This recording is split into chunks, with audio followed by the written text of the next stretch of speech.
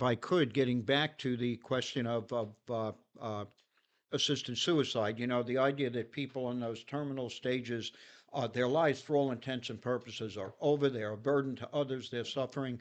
Uh, One of my early assignments as a reporter for the Long Island Catholic back in the 90s was to go to Mercy Hospital, at Catholic Hospital here on Long Island, to meet with a man named Ed Keir and his family. Ed was suffering from Lou Gehrig's disease. He was in about the fifth year of it then.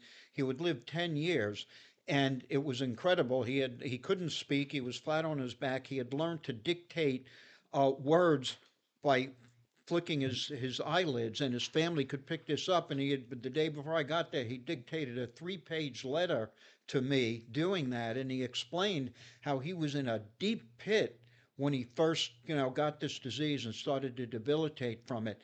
And only by his family being there and rallying him that he came out of it. There was only he and his wife and his children, people of strong faith, but he still struggled with this. But he came out of it, and when I went there, it was like a family gathering in a suburban home on Long Island on a Friday night.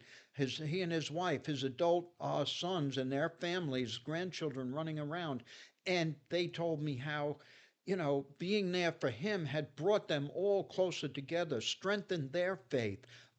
Friends, people in the community, people in the church, and then the word spread out really around the country, and people were brought to the Catholic faith through him. And he was offering his suffering for others and for the souls of others, and then using himself as witness to speak out for life, writing to the governor against the death penalty, writing to Ann Landers and Dear Abby against assisted suicide and euthanasia with his own testament of his own life, writing letters to the editor about abortion. So this man, flat on his back, unable to move or to speak, the people would have said, oh, his life was over. He should have been able to end his life.